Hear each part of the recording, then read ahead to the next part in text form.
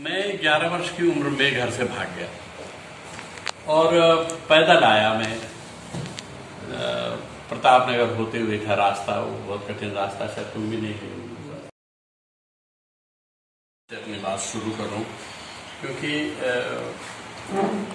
ये दो व्यक्ति ऐसे हैं मेरे, जो एक दाहिनी तरफ है एक बाईं तरफ है, लेफ्टिस्ट राइटिस्ट। ये इनके संघर्ष से मैं बहुत अच्छी तरह वाकिफ इस रूप में हूँ कि मसूरी से घर ये पैदल जाता था और रास्ते में वो समय मैं अधिकारी हो गया था तो मैं गाड़ी से आता था, तो मुझे एक दिन दिख गए तो मैंने आवाज़ दी कि भाई कहाँ जा रहा, तो उसने पहचान लिया। दूसरा ये हो गया कि मैं शुरू से चाहता था कि भरतवाण शास्त्रीय संगीत सीखे, क्योंकि हमारे यहाँ जितने गायक हैं, कुमाऊं की बात नहीं कर रहा हूँ, कुमाऊं में तो शास्त्रीय संगीत सीखे हुए गायक हैं।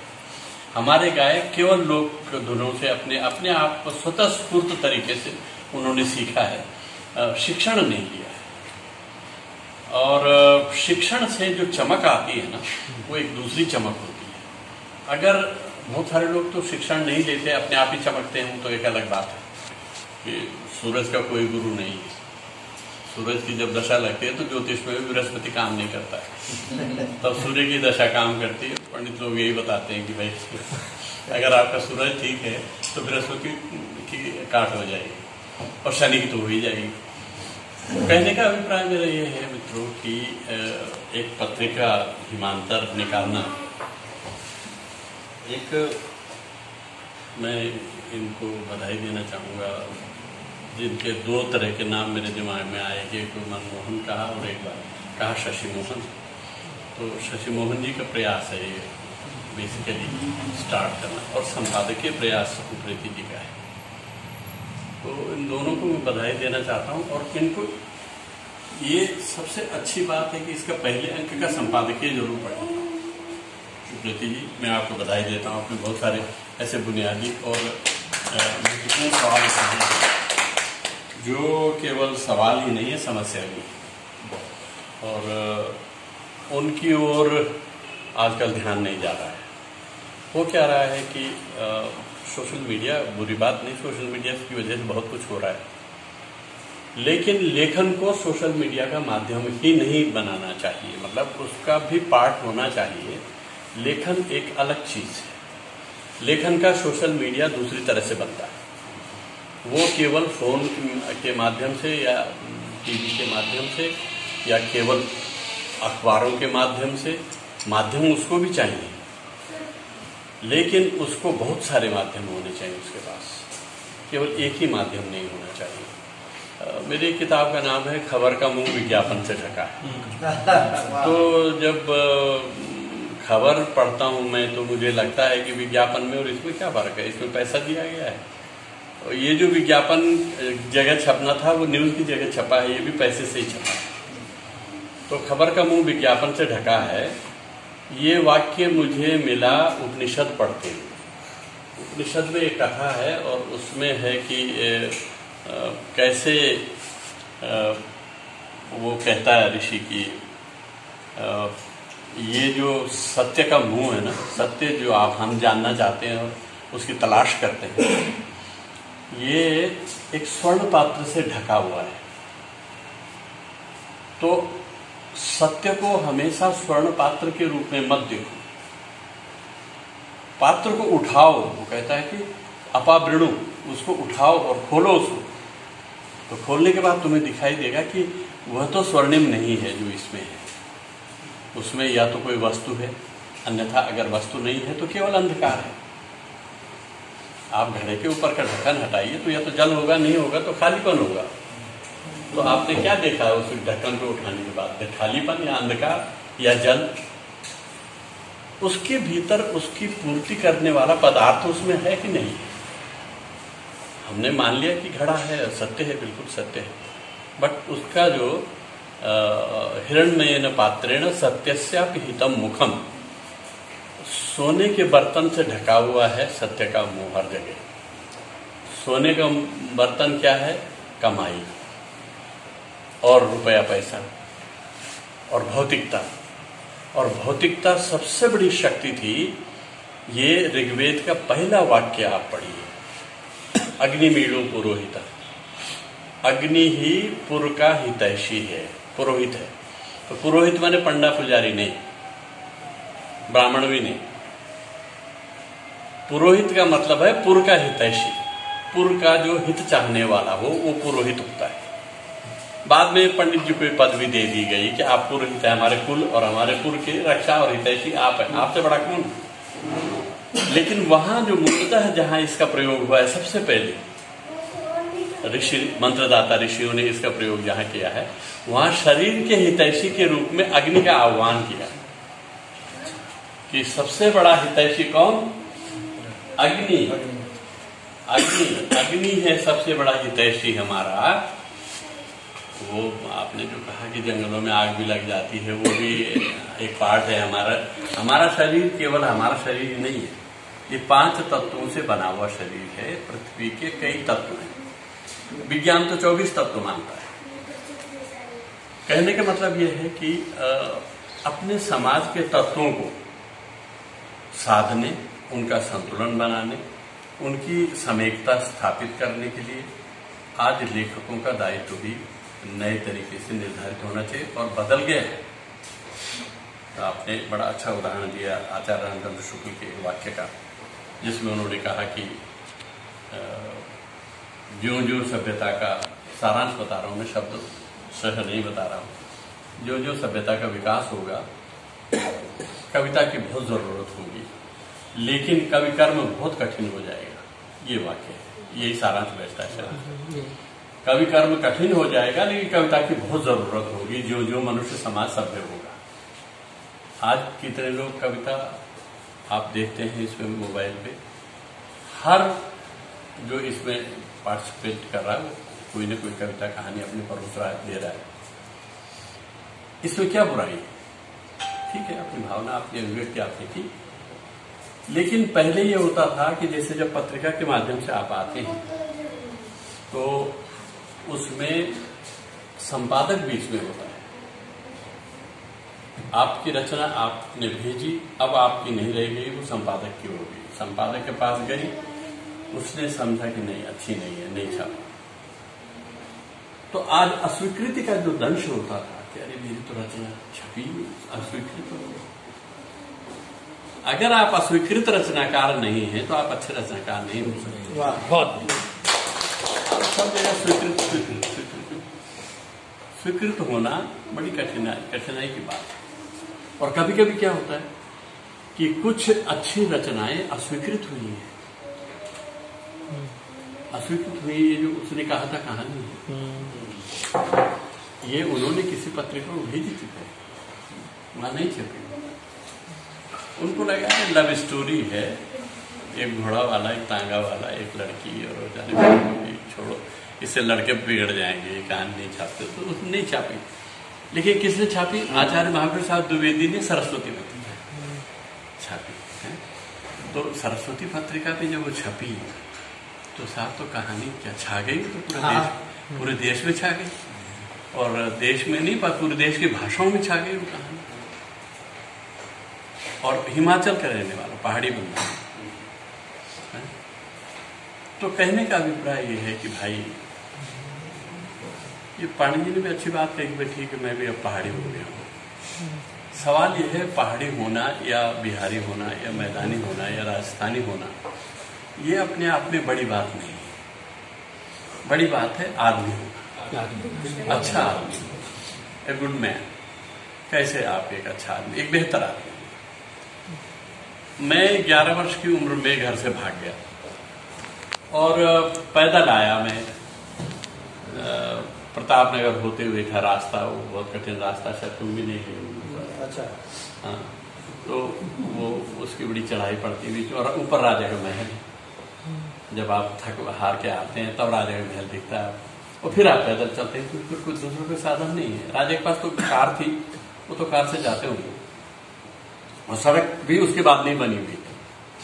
उसके बाद पगडंडी थी, थोड़ी सी चौड़ी थी, गांव की पगडंडी से थोड़ी सी चौड़ी थी। जब मैं वहां पहुंचा तो मुझे ये आभास हुआ कि मैं घर से तो भाग गया हूं, लेकिन मेरे पास पैसा नहीं। एक पैसा भी नहीं थे। जिस पैसे में छेद होता था उस जमाने में, आज के पैसा नहीं था वो पैसा था, एक छेद होता था, आपने देखा मंदिरों नहीं छेद होता था और एक बड़ा होता था वो रुपए के बराबर, जो आजकल 2 रुपए का सिक्का आता है उसके बराबर होता था एक पैसा, और एक पैसा का बहुत सामान मिलता और मेरे पास होती नहीं। मैं जब प्रताप नगर पहुंचा, मैं अपनी पूरी कहानी उपन्यास नहीं सुनाने वाला हूँ, मैं एक घटना सुनाने वाला हूँ कि जब मैं प्रताप नगर बैंड पर आया, अभी प्रताप नगर दिख नहीं रहा है, ऊंचाई पर था, ऐसा था, ओझल था। उस बैंड पर मुझे चाय की खुशबू आई और ऐसा लगा कि, और कौन सी चाय थी? लिप्टन। लिप्टन चाय जो होती थी उस समय, अब भी आती है, लेकिन वो खुशबू पीने उसमें। हाँ ये वो कैसा सही है, आप तो संभाले में यार। तो लिप्टन की खुशबू आते ही मुझे थकान महसूस हुई, क्योंकि सारा रास्ता इतना पैदल आ गया। मैं 5 बजे घर से भागा और करीब समझिए आपके वहां पहुंच गए मैं 10-11 के बीच में, बहुत दूर है और उस पर चढ़ाई भी है। तो वहां जब मैं पहुंचा तो एक पहला ढाबा जो था, पहला ढाबा था वहाँ, उसकी विदेशी उनसे लगी थी, उससे मैं उस पर जाके बैठ गया कि मैं चाय पीने के लिए नहीं, मैं बैठा इसलिए कि कुर्सियां लगी हुई और कोई नहीं बैठा हुआ है, 2-3 लोग बैठे हुए थे, बाकी कुर्सियां खाली थी, मैं भी बैठ के सांस लेने की दृष्टि से मैं बैठ गया। वो नेगी जी का होटल था। अच्छा। और मैं उनको नहीं जानता था, वो भी मुझे क्या जाने, मैं तो बच्चा था, 11 वर्ष का था।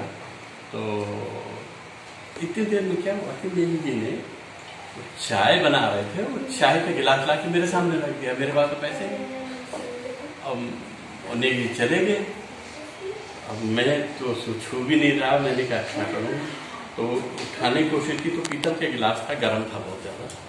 तो मैंने सोचा कि यार ऐसा करते, मैं उठ के खुद गया और उन्हें ये कहा कि वो चाचा जी आपने ना वो चाय दी, मेरे पास पैसा नहीं, आप चाय क्यों दी थी, मैंने मांगी भी नहीं। तो देखो कितना जो अच्छा आदमी की बात होती है, वो नहीं है, कभी नहीं है, वो लेखक नहीं है, वो कुछ नहीं है, वो नेगी भी नहीं मानता मैं उसको, मैं उसको ये मानता हूँ कि इंसान है यार, चाय पर कैन मांगी लो तो मन पैसा। वाह, हाँ ये डायलॉग था। किसने मांगा बेटा तेरे से पैसा? चल मेरे को पैसा नहीं है, आपने चाय पीती हो, मैंने बोला भी नहीं था चाय पीती, तो मेरे आंसू आ गए, कैसे हो गया यार, मुझे पहले चाय पियो, पहले चाय। तो ये होती है बात। अगर आप समाज को बदलना चाहते हैं तो आपके अंदर ये भाव भी होना चाहिए। ये भाव खरीदने से नहीं मिलता है, ये भाव अपने अंदर से पैदा होता है। और ऐसे मौके पर आप उसकी परीक्षा से गुजरते हैं जिस मौके पर आप स्वयं से उम्मीद नहीं करते कि मैं ऐसा आचरण करूंगा। भाई एक बनिया तो हमेशा ग्राहक के रूप में देखता है ना आने वाले आदमी को, लेकिन वो एक किसी ने नहीं मांगे थे चाय पी। तो खैर ये कहानी बहुत लंबी है। मैं 11 वर्ष तक राजस्थान में रहा, जयपुर तक पहुंच गए बिना टिकट, और उस जमाने में मैं पटना भी नहीं गया, यही मेरा सौभाग्य मान लीजिए। तो मैं 11 वर्ष राजस्थान के विभिन्न गांवों में रहा, जिनमें एक मेरे मित्र हैं वो पटना के, आप बिहार के? जी। कहाँ के? गोपालगंज। अच्छा, पटना के डायरेक्टर भी रहे हो दूरदर्शन, कृष्णकांत। हाँ, तो उनके गांव में बगड़ है, उनका गाँव झुंझुनू के पास, झुंझुनू अयूब खां के गाँव, अयूब खां वहाँ का था। तो अयूब खां की कोठी पे हम कई बार गए, उसकी छत पे जाते थे देखने के लिए। तो वो कृष्णकल्पित के गांव में जब मैं गया तो उसके पिताजी ने वहाँ, वो स्वतंत्रता संग्राम सेनानी थे, वहाँ उन्होंने बेंच लगा रखी थी नीचे बरामदे में, और कुर्सियाँ, बेंच, एक लंबा बेंच होता है जो वो, और कुछ छोटी मोटी 1-2 कुर्सी, और अखबार वो वहाँ रखते थे, सब अखबार जितने राजस्थान से निकलते थे, राष्ट्रदूत और जाने कौन कौन से, हिंदुस्तान भारत इत्यादि सब, वहाँ मैं सुबह अखबार पढ़ने जाता था। तो जब मैंने कृष्णकल्पित से, जब वो डायरेक्टर थे, उन्होंने मुझे बुलाया, उन्हें क्या पता कि मैं उनके गांव में रहा हूँ, मैं भी नहीं जानता था उनको। साहित्य के माध्यम से हम एक दूसरे को जानते थे, पर मैं उनके चूल्हे को भी जानता हूँ। ये जान के उनको बड़ी हैरत हुई। मैंने कहा भाई वो एक घर था वहाँ और एक सज्जन थे, वो बोले यार वो तो मेरे पिताजी थे। अच्छा। वो और तो हमारा घर था, तुम वहाँ का? मैं तो वहाँ बहुत साल रहा। तो वहाँ रह के मैंने ये सीखा कि एक बार विनोबा भावे आए, तो विनोबा भावे आए और हम संस्कृत के स्कूल में पढ़ते थे। मारवाड़ी सेठों को मैं इस बात का श्रेय देता हूँ और धन्यवाद भी देता हूँ, वो चाहे जितना इनकम टैक्स छिपाते हो, चाहे जितनी बदमाशियां करते हो पैसे कमाने के लिए, पर एक भला काम वो ये करते हैं कि अपने गांव में अस्पताल, संस्कृत विद्यालय, संगीत विद्यालय और कोई ना कोई एक इंस्टीट्यूशन जरूर खोलते हैं। अच्छा। हाँ, सीखो, संगीत सीखना है सीखो, नाटक करना है चलो करो, वहाँ व्यवस्था है, ढोलक पे रखिए, सब मंजीरा रखा है, सब कुछ है। और संस्कृत विद्यालय में शिक्षकों का वेतन समय पर देना और उनसे बाकायदा शिक्षा का प्रसार करवाना। और उसके बाद जब मैं जिस चीज के लिए मैं ये किस्सा सुना रहा हूँ वो ये कि उसके बाद तो मैं आर्मी में गया, 40 से 41 से 100 नंबर का रंगरूट रहा मैं, और लैंसडाउन में रहा। और R.K. सिन्हा साहब ब्रिगेडियर थे, और मैं आज ही आ चुका था कि मैं कहाँ आ गया हूँ, मेरी पढ़ाई लिखाई तो चौपट हो गई और मैं आ गया हूँ। आया मैं किस लिए कि घर में कोई था नहीं, पिताजी थे तो वो अपना बस खेती बाड़ी तो वो भी करते थे, लेकिन वो उसमें रहते थे रामायण वायमायण पढ़ने में, वो कथा वर्ता करने। मेरा एक छोटा भाई था, वो नेत्रहीन था, अंधा, वो 2 वर्ष का ही ब्लाइंड हो गया। वो संगीत विद्यालय चलाता जो मेरे मुरलीधर, लीलाधर मुरलीधर, वैसे ही है जैसे वो कौन से 2 सिनेमा में आते हैं, 2 नाम वाले। हाँ, वैसे ही लीलाधर मुरलीधर। तो इन सब व्याधियों से, बंधनों से छूट के मैं बनारस पहुंचा और इसको भी लेके गया। और इसको पहले राजस्थान ले गए। अजमेर में पहला सेंट्रल गवर्नमेंट का आज़ादी के बाद ब्लाइंड स्कूल खुला, ये देहरादून वाला बाद में खुला। और यहाँ शिक्षण नहीं होता था, यहाँ प्रेस था, यहाँ छपाई होती थी। ठाकुर साहब एक थे पहले यहाँ, अच्छे व्यक्ति थे वो। तो वहाँ जब गए साहब, वहाँ से थोड़ी बहुत परीक्षाएं पास करने के बाद सोचा कि अब ग्रेजुएशन बनारस से करेंगे। तो बनारस में तो कोई हमारा आया ना पाया, और यहाँ तो मारवाड़ी सेठों के कुछ धर्मार्थ विद्यालय थे तो पढ़े, बनारस में कौन पढ़ाएगा। लेकिन आपको आश्चर्य होगा कि जब मैं बनारस पहुंचा अपने अंधे भाई को लेके, तो वहाँ भी ऐसे ऐसे लोग हैं भाई। बनारस तो अनोखा शहर है, आप भूखे नहीं रह सकते बनारस में। बनारस में अब रहते हो भाई, तो आधुनिकता ज्यादा आ गई है, रहते हो, पर तब तो नहीं रह सकते। कहीं ना कहीं आपको खाना मिल जाएगा। तो पता लगा बगल में ही लाइन लगी हुई है, छात्र दोने पे ले रहे हैं अपना प्रसाद, खा रहे हो गए उनको सामने। विद्यार्थियों को ये हाल है। पढ़ते संस्कृत विद्यालय में, वहाँ भी ऐसा था कि वो कुछ न कुछ खाने को देते थे, रहने को देते थे। तो इस तरह से जब हमारी पढ़ाई हुई, तो तब मैं उस दिन को याद करता हूँ जिस दिन मैं सबसे पहले ऋषिकेश पहुंचा। ऋषिकेश जब पहुंचा तब मेरे मन में 2 पंक्तियां आई, वो मैं आपको सुना रहा था। 2 पंक्तियां क्या आई कि मुझे लगा कि गांव तो बहुत खराब चीज है। हम लोग बड़ी प्रशंसा कर रहे हैं गांव की, ये जो गांव है वो ये नकली प्रशंसा का पात्र नहीं है। गांव इसलिए अच्छा है कि गांव में गंदगी नहीं होनी चाहिए थी, गरीबी नहीं होनी चाहिए थी, अस्वास्थ्य नहीं होना चाहिए था, लेकिन वहां तो सब कुछ है। तो तुम कहते हो तो हम हाँ भर लेंगे गांव के लिए, तुम कहते हो तो हम हाँ भर लेंगे गांव के लिए, पर शहर अधिक सुविधा देता है। ऋषिकेश की सड़क जब मैंने पहली बार डामर से लिपी हुई देखी ना, तो मुझे लगा कि यार जूते की क्या जरूरत है, नंगे पैर चलो ना, नंगे पैर चलो। एक भी कांटा नहीं दिखा मुझे ऋषिकेश में। तो यही मुझे लगा कि मेरे गांव में तो अब तक में 10 कांटे चुभ जाते मेरे। तुम कहते हो तो हम हाँ भर लेंगे गांव के लिए, पर शहर अधिक सुविधा देता है नंगे पाँव के लिए। बहुत बढ़िया। बड़े मजे से आपको जूता खरीदने की जरूरत ही नहीं भाई, यहाँ से क्या फर्क पड़ता है। गरीब आदमी जो नंगे पैर चल रहा है कम से कम कांटों से तो बचा हुआ है, पर मेरे गांव में कांटों से नहीं बच सकते आप।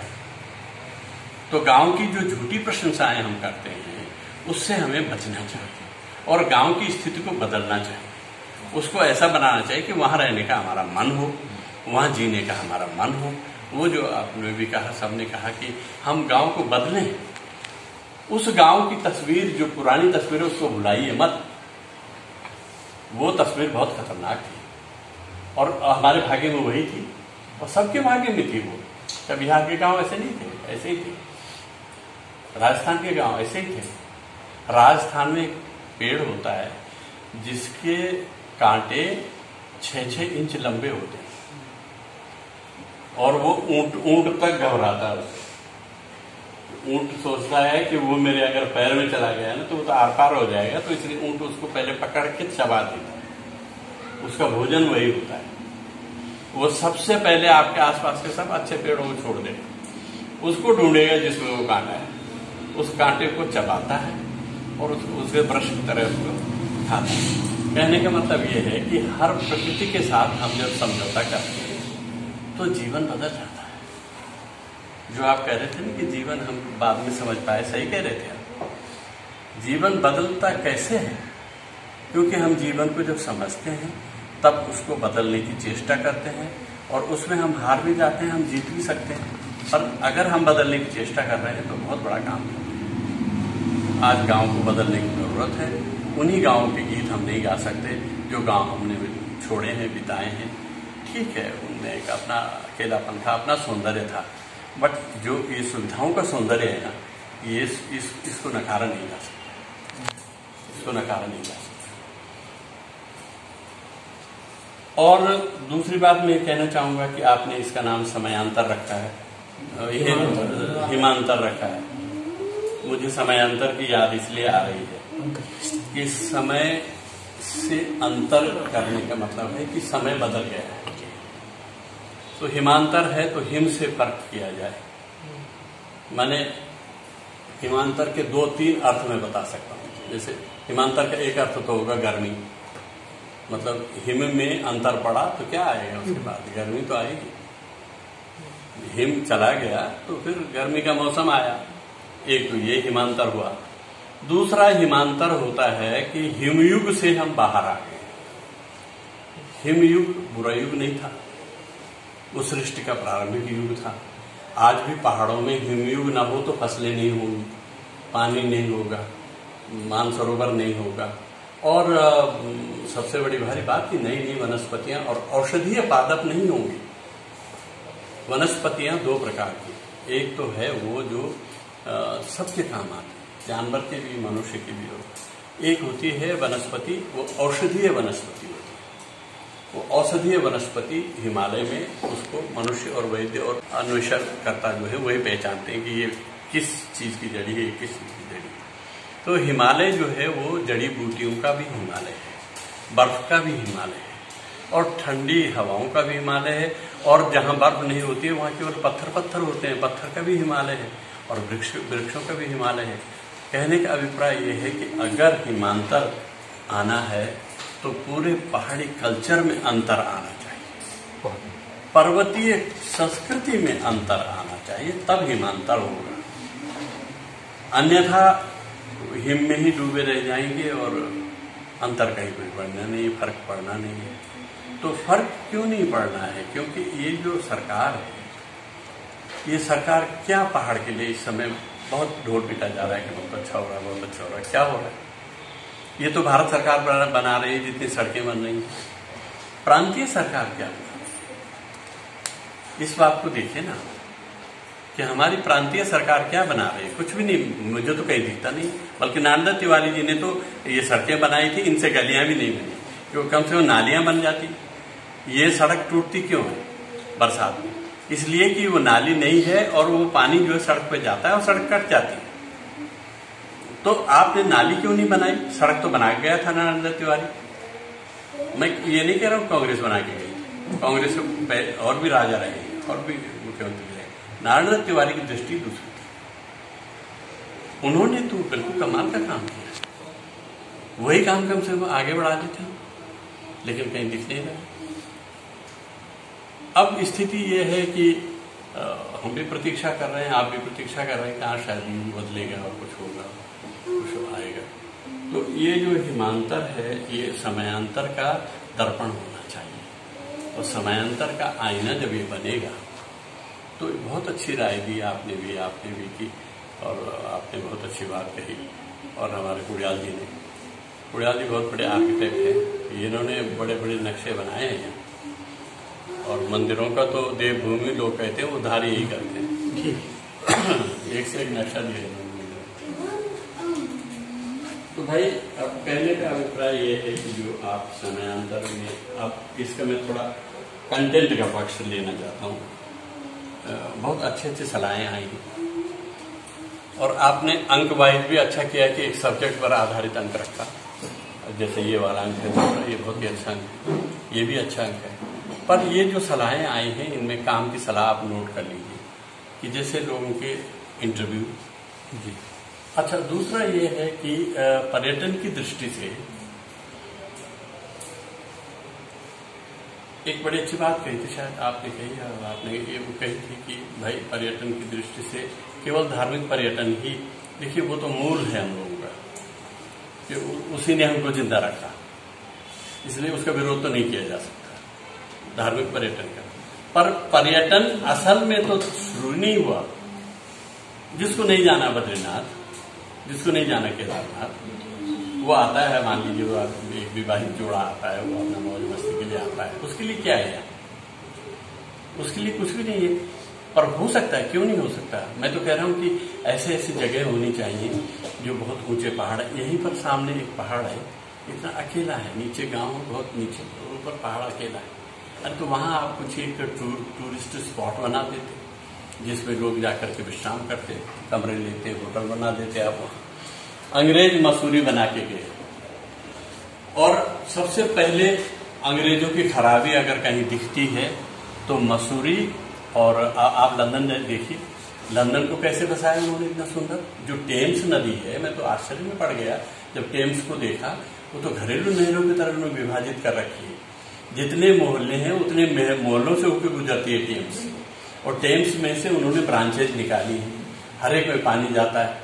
तो आदमी अपना स्कूटर नहीं चलाता, मोटरसाइकिल नहीं चलाता, अपनी नाव चलाता है और दफ्तर आता है, और अपनी नाव से वापस आता है, और वहीं घर पे कुंडा बंधा हुआ है बाहर, उस पर नाव बांध देता है। कमाल है।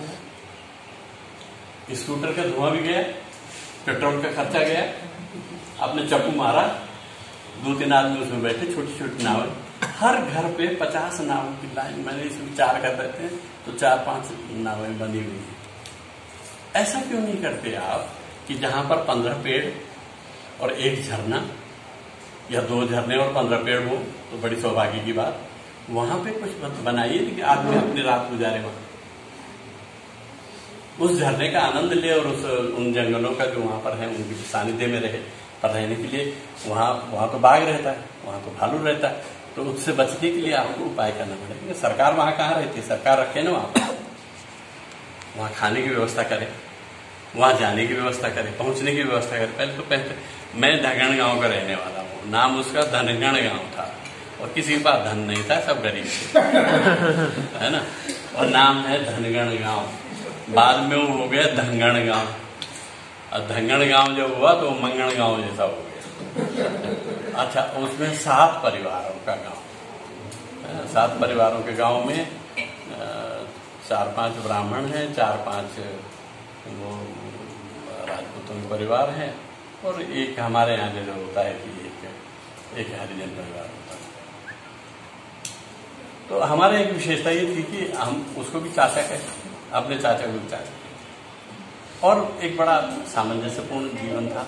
लेकिन उस धनगढ़ गांव आज जाना चाहे कोई भी तो नहीं जा सकता है। क्यों? क्योंकि 7 गांवों के लिए सड़क कौन बनाएगा?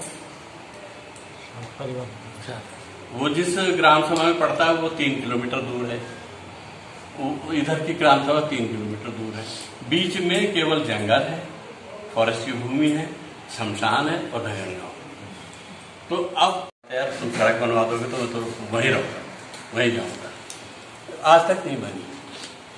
सुंदरलाल मुयाल डीएम थे टिहरी के, उनके क्षेत्र में पड़ता था। एक दिन मैंने कहा भाई साहब को बड़ा अन्याय हो रहा है, उन्होंने बताया क्या है। उन्होंने कहा अगर मैं टिक गया, मेरा ट्रांसफर नहीं हुआ तो मैं करवा दूंगा इस गाँव। लेकिन वो भी उनका मेरे सौभाग्य से या मेरे दुर्भाग्य से उनका ट्रांसफर हो गया, तो वो भी नहीं हुआ। आज भाई साहब कह रहे हैं, आप डींगे हाँक रहे हैं कि साहब सड़कें बना दी हमने, ये करते थे। भाई सड़कों की चौड़ाई से हर आदमी घर नहीं जा सकता है। जहां के लिए एक सड़क पगडंडी अच्छी बना दें आप तो शायद अच्छा हो। वो तो कोई योजना है नहीं। वो खड़ंजा बिछाने वाली एक जमाने में चली थी, वो भी अब बंद हो गई। तो क्यों नहीं आना चाहिए? इसकी भी पोल खोली जानी चाहिए इस तरह के काम की। या तो आप उन 7 परिवारों को या 8 परिवारों को वहां से हटा दीजिए, उनको कहीं शिफ्ट हो जाओ और जगह दो उनको और उनका सब इंतजाम करो, यहां रहो तुम। ये सारी विषमताएं बढ़ती जा रही हैं। आपने इस संपादकीय में लेखकों को कुछ हिदायतें दी, ये अच्छी बात है। ये परंपरा खत्म हो गई। पहले के जमाने में ये होता था कि मुझे अच्छी तरह याद है कि मैं जूनियर हाई स्कूल कंडारी में पढ़ाता था, तो मैं कविताएं लिखता था। तो मैंने कुछ कविताएं धर्मवीर भारती को भेजी धर्मयुग में। तो 3 कविताएं मैंने भेजी, एक वापस आ गई, 2 रख ली गई। एक कविता जो वापस आई वो बहुत अच्छी थी। तो मैंने कहा इसमें क्या हुआ, क्यों वापस आई होगी? तो धर्मवीर भारती का कुछ नहीं, उसमें वो छपा हुआ एक कागज होता था, धन्यवाद से एक वापस वो छपा हुआ रहता था, उसको लग जाता था। वो करते जो लगाता होगा भेजता होगा वो कर देता होगा उसको। मैंने उनको एक चिट्ठी लिखी कि भाई साहब मैं समझ नहीं पा रहा हूँ कि आपने ये कविता, आपने 2 तो स्वीकार कर ली, लगता है कि आपको पसंद आई, पर यह आपको किस बिना पर पसंद नहीं आई उसका कारण मैं जानना चाहता हूँ ताकि मैं कुछ सीख सकूं। तो उन्होंने कहा कि वो गलती मेरी है कि मुझे जिस जगह आपत्ति थी उस जगह मैंने लाल स्याही का निशान नहीं लगाया। तो उनको कविता में आपत्ति नहीं थी, उनको एक शब्द में आपत्ति थी। शब्द में भी आपत्ति नहीं थी, उनको मेरे स्पेलिंग में आपत्ति थी कि मुझे वो भी नहीं आता है। उस पर काली पेंसिल तो लगी हुई थी, लाल नहीं लगी हुई थी। तो मैंने ध्यान ही नहीं दिया कि क्यों लगी हुई है यहाँ पर। तब मैंने गौर किया, जब उनका दूसरा पत्र मुझे मिला तो मैंने गौर किया, जैसे बता रहे हैं ना कि इन्होंने शीर्षक बदल दिए, तो मैंने गौर किया कि यार ऐसा कैसे हो गया, क्यों? तो वो क्या था कि शामिल शब्द था उसमें, था ऐसा शामिल शब्द था उस लाइन में। तो शामिल में मैंने सदंती सा लिखी, शामिल, शामिल नहीं लिखना तो शामिल चाहिए था। पर पहाड़ में तो बोलते हैं ना, सा को श बोलते हैं और शा को स बोलते हैं, तो हमारे यहाँ शामिल शामिल बहुत बोलते हैं। तो मैंने शामिल है तो दंती सा लगेगी ना इसमें, तो शामिल। तो बड़ा संपादक देखिए, ये नहीं कहा उन्होंने कि आपको नहीं आता कि शामिल में कौन सी स लगती है, कि बोले आहत हो जाएगा बच्चा, बुरा मान जाएगा। उन्होंने केवल एक निशान लगा दिया, सब भेज दिया वापस। तो जब हमको शब्दों का उच्चारण, उनकी ध्वनि, उनका अर्थ, उनका ध्वन्यार्थ, एक तो स्थापित अर्थ होता है, एक ध्वन्यार्थ होता है, वो उसमें स्थापित नहीं होता। वो मौका देख के आता है कि क्या होगा इसका, यहाँ संदर्भ देख के आता है। तो वो सब यशपाल जी को, महावीर प्रसाद द्विवेदी ने निराला जी को नहीं छापा सरस्वती में। ये तो किस्सा आप जानते होंगे, बल्कि पढ़ाते हुए होंगे बच्चों को। क्यों नहीं छापा? नहीं थी उनको पसंद, उनको कविताएं नहीं पसंद, निराला जी स्टाइल भी नहीं पसंद था।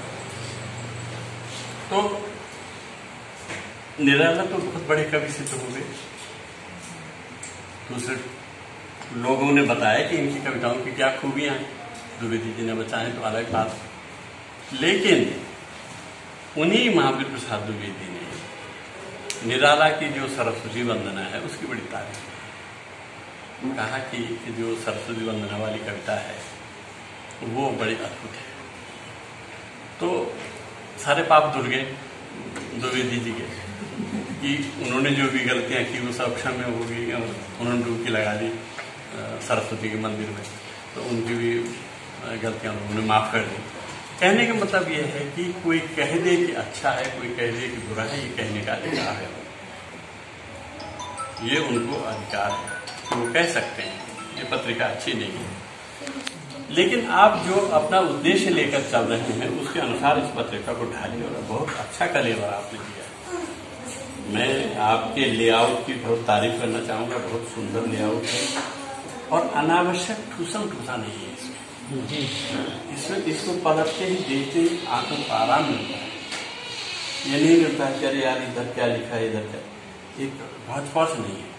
तो एक बहुत अच्छी बात ये मानी जाती है लेआउट में, ये लेआउट आपने अच्छा किया। दूसरा क्या हो गया है कि जो कविताएं इसमें कुमाऊनी में और गढ़वाली में जो छपी हैं, उनका अगर थोड़ा सा सारांश हो या वाक्यांश हो या सारांश, उस कविता का भावार्थ होना चाहिए हिंदी में। इसलिए कह रहा हूं मैं ये नहीं कह रहा हूं कि आप क्यों छाप रहे हैं इस वजह से, आप छापिए, लेकिन उसका अधिक पाठकों तक पहुंचे ना वो बात, केवल कुमाऊं के और गढ़वाली पाठकों तक क्यों पहुंचे होगा।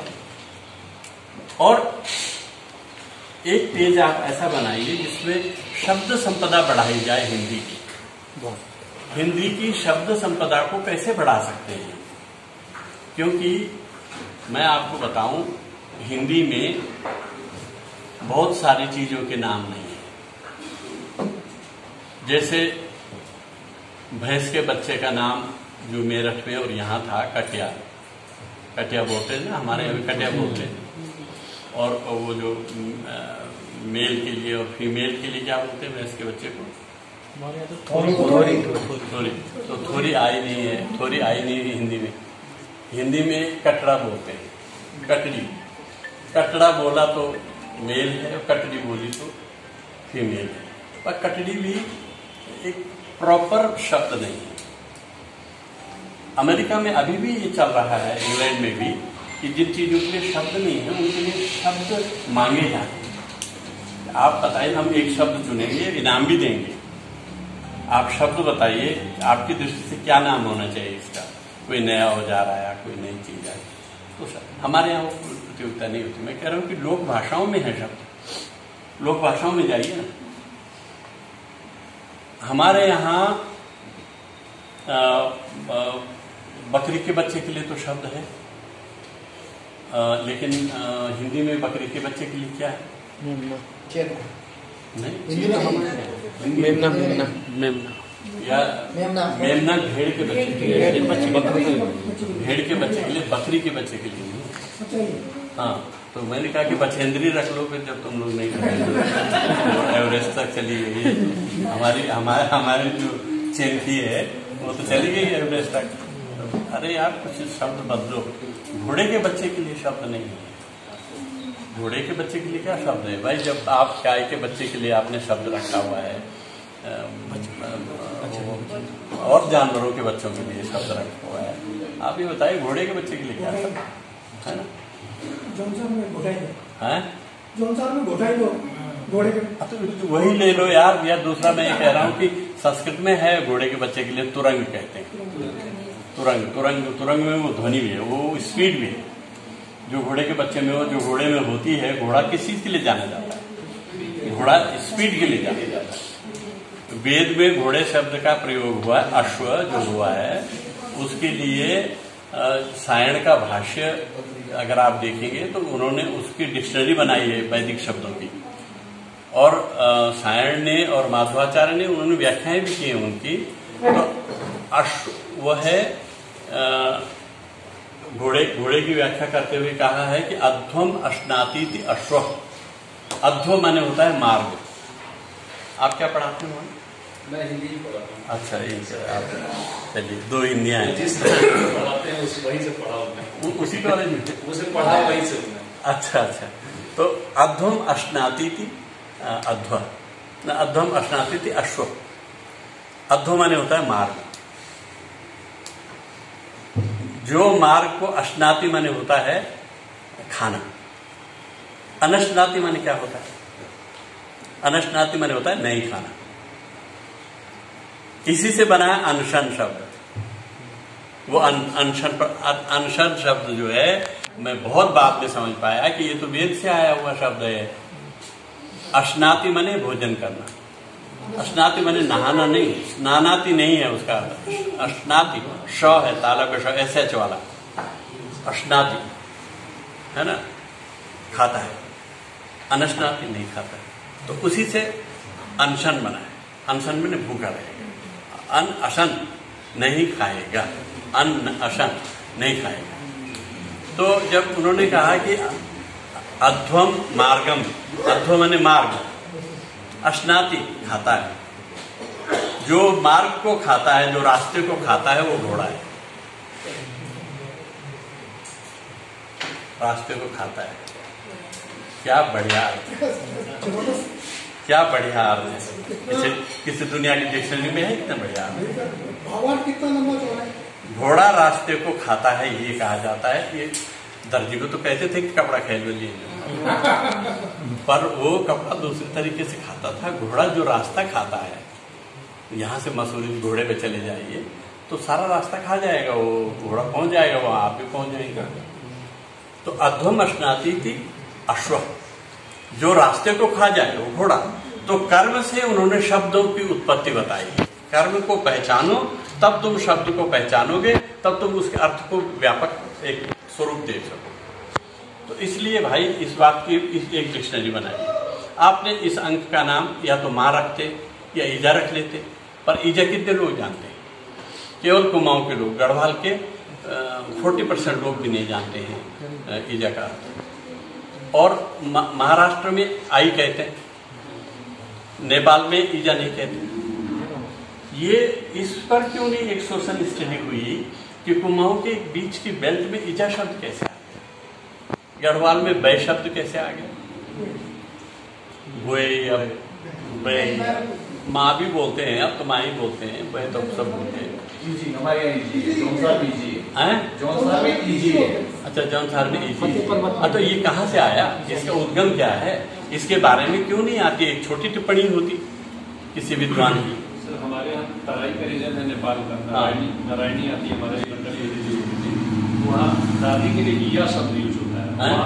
ईया शब्द दादी के लिए प्रयोग करते हैं, या बड़ी माँ जैसे कहते हैं ना, तो दादी के लिए ईया कहते हैं। और उसी ईया को जजमान के तौर पर यूज किया जाता है। यजमान नहीं होता हमारे, ज होता है। उसका भी एक सेक्शन अगर देखेंगे तो नेपाल से जुड़ते हुए कुमाऊं पहले जुड़ता है उधर से। हाँ ठीक है, तो वहां से आया होगा, पता नहीं कुछ भी भाषा तो प्रवाह में कैसे नहीं चलती। नहीं, यहाँ चिड़िया को चिया भी कहते हैं, कहीं चिड़िया भी कहते हैं। हम लोगों ने अपने बोलने की सुविधा के अनुसार ध्वनियों को अपने रूप में ढाल लिया। हाँ, मतलब उनका रूप बना लिया, हमको वो माफी पड़ता है। जैसे विश्वामित्र शुद्ध शब्द नहीं है, अशुद्ध शब्द है ना। विश्वामित्र है सही शब्द, सही शब्द। अब इन्होंने क्या किया, यहाँ कहानी बना दी कि विश्वामित्र की और वशिष्ठ की नहीं बनती थी। पंडितों और ब्राह्मण और राजपूत का झगड़ा था, और उसने कहा कि वो इसके 100 बेटे मारे थे ना विश्वामित्र ने वशिष्ठ के 100 बेटों की हत्या की। और उस एक रात ऐसी आई जब उनकी नंदिनी गाय को हड़पने वाले थे, ले जाने वाले थे, तो उनकी पत्नी ने वशिष्ठ से झगड़ा किया। उसका क्या नाम है, जिसके नाम से तारा भी है, अरुंधति शायद, अरुंधति। तो अरुंधति ने कहा कि तुमको सोचना चाहिए अपनी विद्वता पर। यही तो मांग हो रही है कि उसको तुम ब्रह्मर्षि बोलो। अगर ब्रह्मर्षि बोल देते वशिष्ठ तो झगड़ा खत्म। विश्वामित्र ने बड़ा तपस्वी आदमी था, बड़ी तपस्या की उसने, पर उसको उसने कहा कि उसमें क्रोध बहुत है, अभी शेष बचा हुआ। ब्रह्मर्षि तो वो होता है कि कोई गर्दन में काट के ले जाए, चू न बोले ठीक है तूने किया, ठीक है मैं कुछ नहीं करूँगा। उसमें तो बहुत गुस्सा है। जब उसका गुस्सा खत्म होगा तब मैं उसको ब्रह्मर्षि बोलूँगा। इतनी देर में उस रात को वो हत्या करने के इरादे से आया था और पेड़ के ऊपर चढ़ा हुआ था। वहीं से रात को उसने कूदना था उस बाउंड्री में, और वहाँ से उसकी तलवार जो है विश्वामित्र की गिर गई। वहाँ आवाज़ हुई, बाहर निकले लोग, देखा भी कहाँ तो भाग्य। कहने का अभिप्राय ये है कि तब अरुंधति से उसने कहा कि तुम किसको बनवा रहे हो ब्रह्मर्षि? ब्रह्मर्षि की पदवी तो मैं दे दूंगा उसको, मैं बोल दूंगा कि ब्रह्मर्षि, पर उसका क्रोध का क्या होगा? जिसके हाथ में आज भी तलवार है, ये ब्रह्मर्षियों के हाथ में शोभा नहीं देती है। अब ब्राह्मणों ने भी क्या किया? ब्राह्मणों ने लोगों को धनुर्विद्या भी दी, औजार भी दिए, हथियार भी दिए और युद्ध की कला भी दी। युद्ध की कला भी दी। केवल राजपूतों का या क्षत्रिय वंश का या राजाओं का ही काम नहीं था इसको, ये ब्राह्मणों की देन थी। वो आचार्य थे इन चीजों के, वो सिखाते थे। द्रोणाचार्य क्या है? वो सिखाया उसने सब राजकुमारों को। तो कहने का मतलब ये जो एक सामंजस्य था उसको विच्छेद किया गया, तोड़ा गया, अलग करने की कोशिश की गई। तो उन्होंने कहा कि ये विश्वामित्र नहीं है, ये है विश्वामित्र, और अनर्थ हो गया। विश्वामित्र जिस दिन कह दिया उसको, अनर्थ हो गया। क्या अनर्थ हुआ? विश्वामित्र माने होता है दुनिया का दोस्त। ये वेद में सूर्य का नाम है, क्योंकि भाई सूर्य जो है वो पापी पर भी, ऐसा नहीं कि भाई उधर छाता टांगो यार उधर डूब न जाए, वो पापी जा रहा है, पापी पे भी जाएगा, सूर्य विष्टा पे भी जाएगा, टट्टी पे भी जाएगा,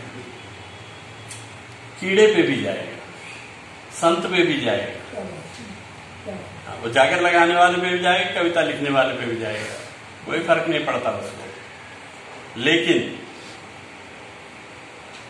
उसका नाम विश्वामित्र इसीलिए रखा गया कि विश्व का मित्र है वो प्राण देता है विश्व को। और वशिष्ठ ने कहा कि ये विश्वामित्र नहीं, विश्वामित्र है, विश्व का अमित्र है। विश्वामित्र माने विश्व का अमित्र। एक ध्वनि बढ़ा दी, बस एक ध्वनि बढ़ा दी और अनर्थ हो गया। और तब से लोग विश्वामित्र ही कहते हैं। अब पाणिनि ने फिर आके फैसला किया, जब पाणिनि आए बुद्ध से 400 साल पहले, नहीं बुद्ध से 200 साल पहले, समझ नहीं गलत कह रहा हूँ, 7वीं शताब्दी में बुद्ध आए और 4थी शताब्दी में पाणिनि आए। पाणिनि ने कहा कि ऐसे जो शब्द हैं जो किसी खास मनस्थिति और मानसिकता के कारण जिनमें अर्थ की विकृति पैदा की गई है, उनके लिए उसने एक सूत्र बनाया कि उनको सही अर्थ में ही लिया जाए। उन्होंने कहा कि विश्वामित्र का अर्थ विश्व का अमित्र न लिया जाए। एक पाणिनि व्याकरण में एक सूत्र है, मुझे याद नहीं आ रहा है, उसका यह है कि जो लोग उच्चारण में विकृत हो गए हैं उस शब्द, उनको विकृत अर्थ में इस्तेमाल न किया जाए।